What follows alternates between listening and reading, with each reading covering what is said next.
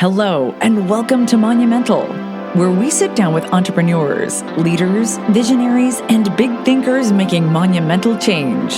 Here's your host, Evan Holiday.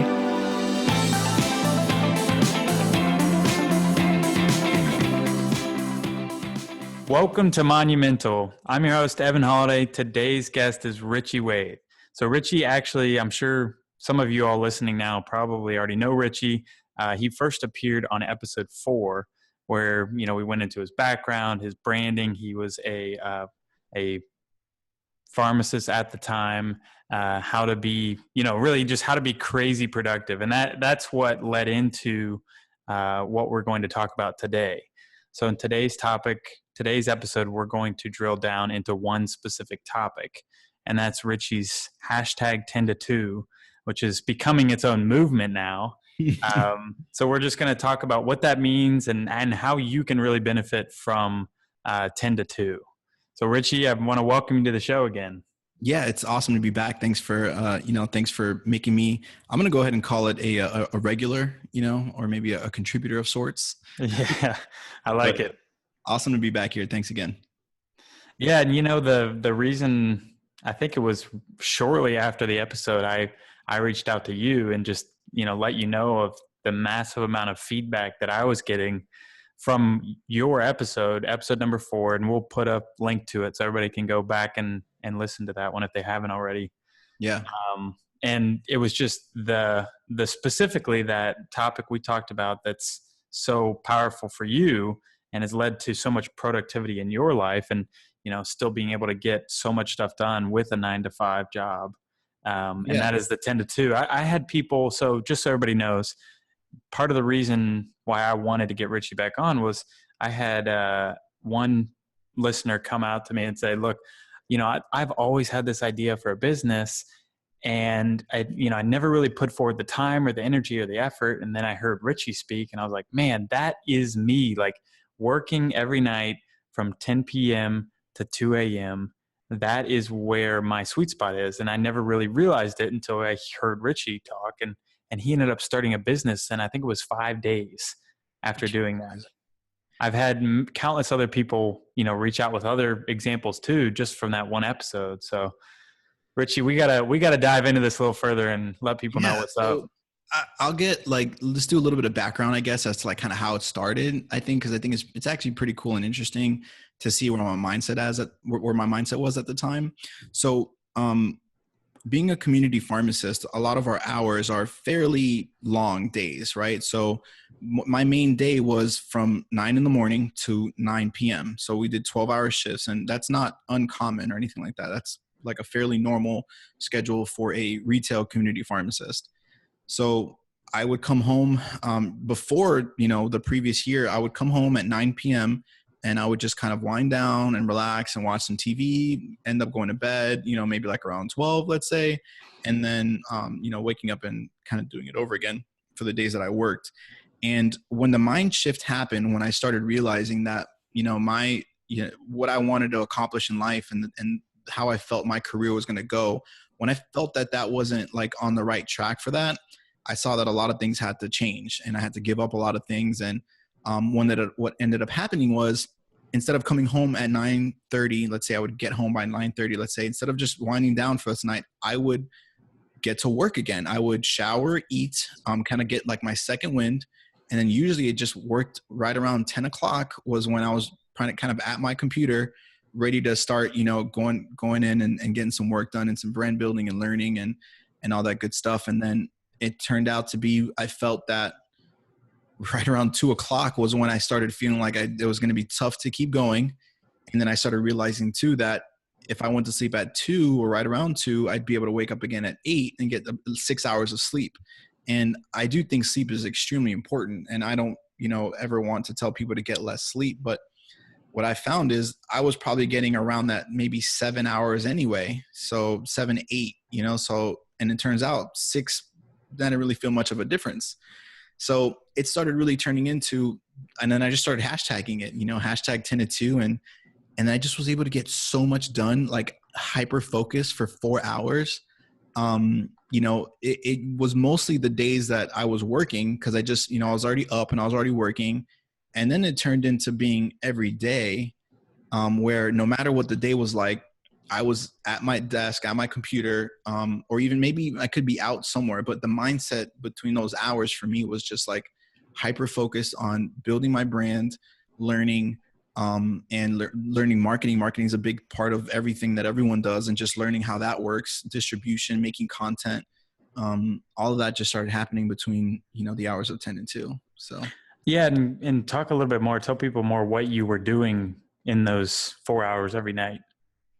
So a lot of it was either writing or editing content. And even not just like in written form, but a lot of it was podcasting. So there was times that I scheduled podcast episodes actually to be, at, after 10 o'clock. And, fortunately enough, there were people that were okay with that. And they met with me, during those times that I could record, which was great. But even if, let's say, one of my days off, I recorded a podcast, I would likely be editing it at that time, like between 10 and 2. And, and that was starting that. And that was when I had also started the RX Radio podcast. So I do have a podcast called RX Radio. It's targeted more so for pharmacists and pharmacy students. But interestingly enough, at the same time, which I'm actually wearing a Disney shirt right now for anyone that's watching the video, I also am a guest host on a Disney podcast with my fiance, and which, I'm wearing the shirt now because we actually just finished recording. But I was also doing that and helping produce that content in those same hours of 10 to 2. So just, building the brand with audio and podcasting, and then writing articles. And sometimes it was just learning. Like sometimes it was roaming Twitter and just learning what's going on in the world, learning about pharmacy, learning about patient engagement, patient communication. I also had the YouTube channel that I was doing from, at the time I was doing MedVise, and where I basically was creating medication education videos for patients to help them better understand their medications. Being a pharmacist, that's what I'm extremely passionate about, is helping people understand what's going on with their health, helping them understand what's the poison, a lot of people would consider that they're putting into their body to help them feel better. So that was a lot of what I did in terms of writing the content and things like that. So.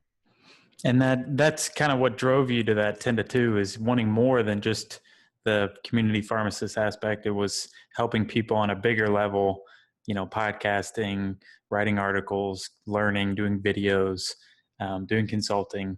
And recently, I want to give you a huge shout out because I think this is just amazing. You recently published your first book. Yeah. That one was weird, I will say. Like, cause that, even for me, like there's a lot of people like, you wrote a book and like, so, but like, even for me, it was a fairly quick thing that happened. It's called The First Time Pharmacist. It's intended for, again, pharmacy students and new pharmacists graduating, helps them kind of navigate through what it's like when they're starting off their career as a community pharmacist. And I've gotten a lot of great feedback about it. But one of the things that pushed the writing of that book was the possibility of my new position, because I did feel that I wasn't going to be a community pharmacist for much longer because of all the work I've been putting in. And it's not to say I didn't love it. I'm super passionate about community pharmacy because I'm technically still what I'm aiming to help better. But I knew I wasn't going to be in that particular role I was in for quite longer. And I wanted to make sure I got the information the things that I basically go day to day by, like all the tips and tricks that I do to help making my day go well, building relationships with my patients, troubleshooting with insurance companies. I wanted to get that all in a physical entity document so that I can pass on to anyone coming after me. And I wrote that book in 35 days. Like when I say I wrote in 35 days, I jotted down all my ideas, wrote the book, had it edited and formatted, and published in 35 days, all on the back of 10 to 2. Like the only times I really worked on that book was literally at night between hours of 10 to 2. And it did a lot of things suffered. Like I couldn't do as much podcasting I did. I didn't write as much content I did, but that book was written during the times of 10 to 2. So, which there is an article that I did post out there that is kind of goes through the steps, because this is actually something that'll be beneficial, because feel like a lot of people that might be watching or tuning into your podcast are probably on their way to being experts in whatever it is that they do, and building their brand. And self-publishing it's definitely a feat, and it's something that isn't easy to do, but it's very doable. And so I did write an article to help people like that wants to self-publish and feel like they have enough to put things into a book. So if you want to, I'm sure Evan will probably put that article in the show notes for you guys to take a look at if you're interested. Yeah. I mean, just the fact that you did that all in 10 to 2, I mean, or at least the majority of that, focusing on that 10 to 2 time and, knowing that you're going to get stuff done during that time. That's the other thing too, is like, once you mentally set aside, that you made that choice, to set aside every night, those 4 hours, then it didn't become a chore of figuring out, oh, well, I want to get all this done, but when am I going to get it done? Or how am I going to fit it in the day? It's like, you didn't even make it a choice to whether or not you could. It was like, no, I'm going to, I've already set aside the time. There's no decision. Yeah. It's funny because I was listening, to our last episode, and I remember you asked a question. It was like, what are your rituals? What are your morning rituals or something like that? And I was like, it's crazy. I didn't really have one, right? Like, and I still don't have a morning ritual technically, but one thing I did have as a ritual, it was my night rituals from 10 to 2. Right. And that for me was what really worked, which was crazy. But one thing I wanted to mention though about 10 to 2, right? Like a lot of people get caught up and they're like, oh man, but I'm just so tired at that time. Or, 4 hours at one sitting, that's so long. But what I think is important to realize is that I think it's the mindset of the concept of putting in extra time to work on what it is that you're passionate about. So whether it be 4 hours, whether it be at night, whether it be together, whether it be on Mondays only, I think to me, the important thing is just to have the mindset of, okay, I want to do more, and I'm going to dedicate an hour on Tuesdays or, every hour from Monday through Thursday, just 1 hour. And that way you get an extra 4 in, or maybe you can go as extreme as to what I did when I did it 4 hours every single night. It doesn't matter what that number is, or maybe it's in the morning, maybe it's from 6 a.m. to 10 in the morning. And then you have to go to work at 11 and that's how you do it. But to me, it's just the importance of setting a specific time, or at least per week, I would say, whether it be once a day that week or every single day, setting aside some time to focus on what it is that you're passionate about. And at the same time, cutting out some stuff, because I cut out a lot of things that I was doing, that just wasn't as valuable as, you probably thought it might be, like watching certain TV shows at night, or I had to stop, unfortunately I did stop watching a couple sports that I love, like every single game, to do this. But just being able to sacrifice a couple things and dedicating that time, instead of consuming something, dedicating it to either producing content or learning about your expertise or becoming an expert in some other field or your current field. To me, that's the important part. It's not getting caught up in, 10 PM to 2 a.m, but just understanding the mindset of sacrificing some things and putting some time into what you're passionate about. Right. And did you, for each night, did you have, goals going into that night, or did you have at least like some sort of direction that you wanted to head in that night? I'm not the most organized person, I would say. So I'm going to go ahead and probably say I had a general idea of what I wanted to do, only because, as much as I was in the moment of working at the pharmacy, a lot of my pharmacy time was me brainstorming what it is that I need to be doing to build my brand and continue on. So I would come home with, like, I wish I had some near me, but like I would come home with these papers that we had in the pharmacy with just like thoughts just written everywhere. And a lot of times it's so much, I can't get to it all, but I do come home with ideas and things that I want to do, but never is it like structured as to where I'm able to cross everything off, right at that, at every hour something's crossed. Like, it wasn't like that, but it was just like, I always had these ideas of things that I know I need to do. Okay, I had this idea for an article. I want to post that. I have that one podcast I recorded 2 days ago. I need to edit that.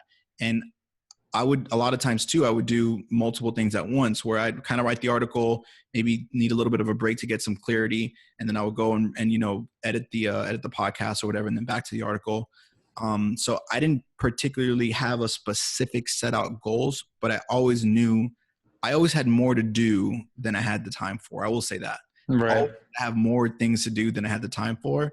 And which was okay, because I was okay with knowing I can go to bed and do it again the next night and have another 4 hours to go at it, so. And that comes from your passion. I mean, you're so passionate about what you do. You want to get so much done. Yeah.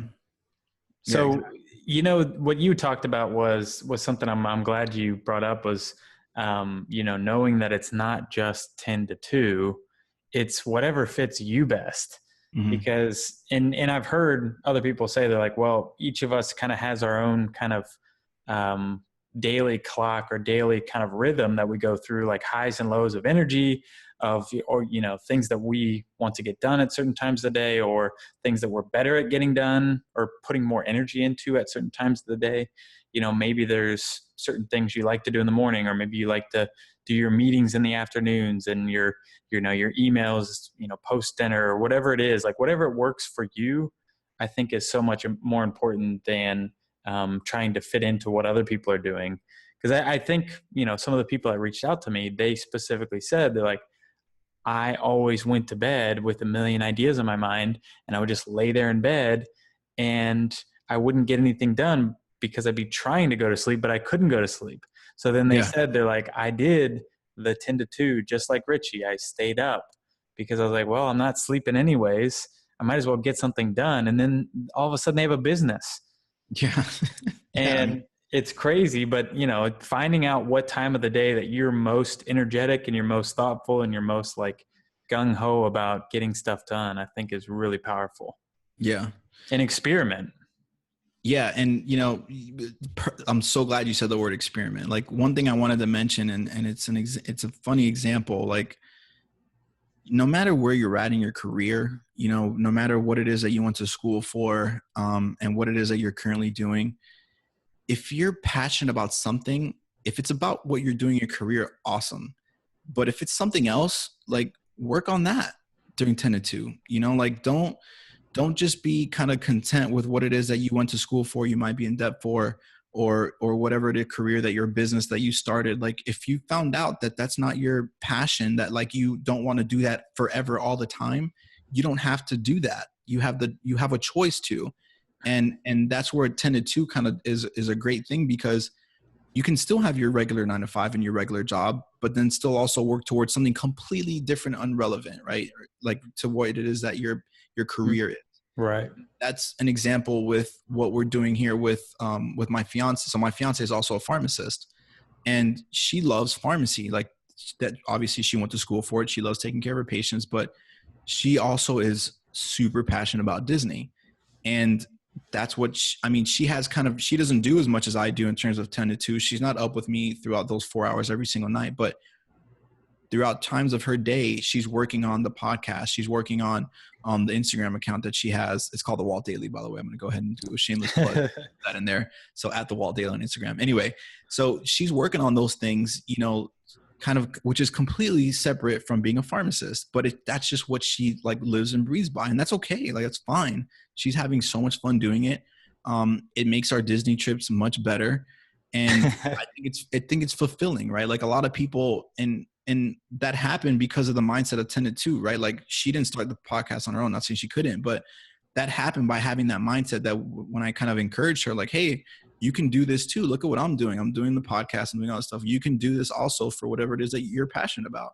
It doesn't have to be about what it is that is paying the bills at the current moment, So I would encourage everyone to experiment, kind of like that last word you said before I started speaking just now. Experiment with different things during those time periods. Yeah, exactly. And I think, it doesn't even need to be, all in one chunk. I was just thinking about it, there's certain people that do 2 hours in the morning or 1 hour at lunch and then 1 hour post dinner. So you still get your 4 hours a day, and you're just able to spread it out where you can find the time around your 9 to 5 or whatever it is that's paying the bills at the time. Exactly. Yep. So jumping into our first episode was about 6 months ago. Yeah. And so I wanted to like catch people up on, we've talked about the book, which is amazing. Everybody go out and get a copy. I got a few. And also you have a new position. Is that right? Yes. I think the last year. So the seed was planted a long time ago.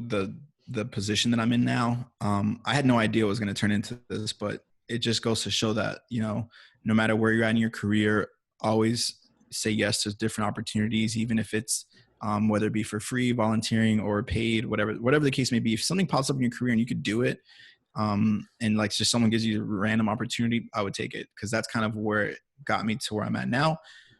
In addition to all the, I think, brand building that I probably did in the last year. And so I was recently awarded the position. I don't know if awarded is a good term, but I was recently offered the position to become president of VUCA Health, which is a medication education content library company.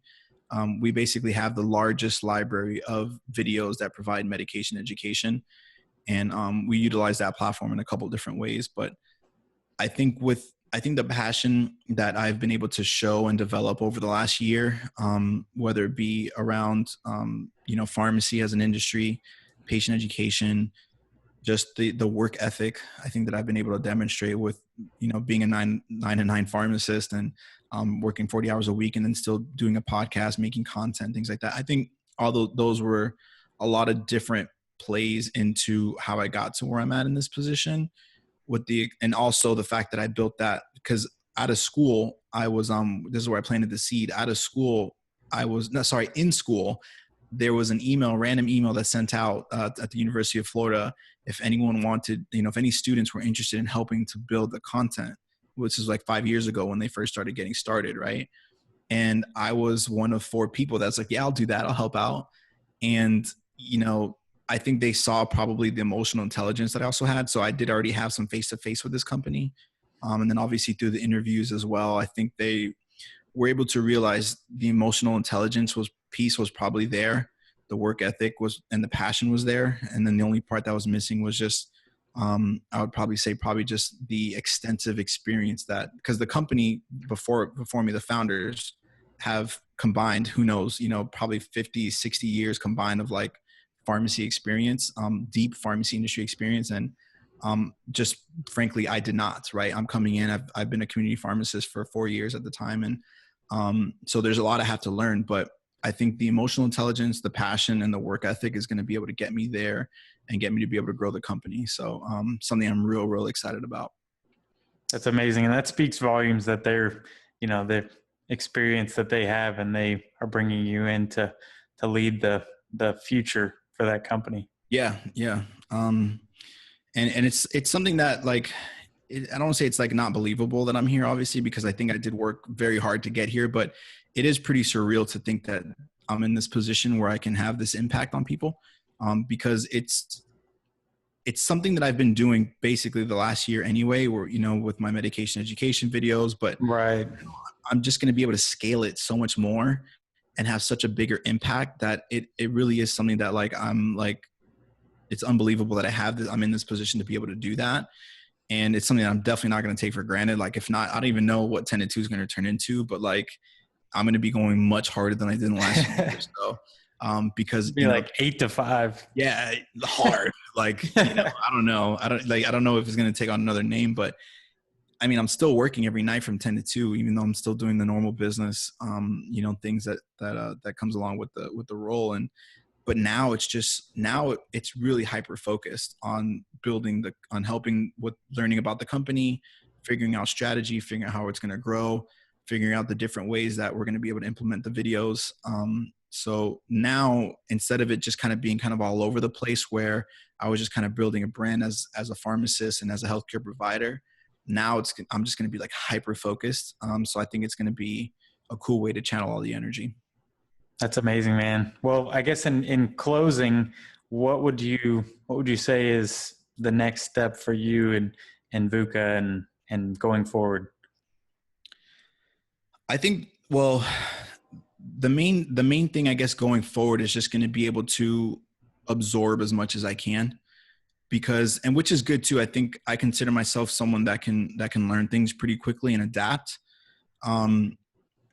This fun fact about me, my spirit animal is I consider it as an octopus.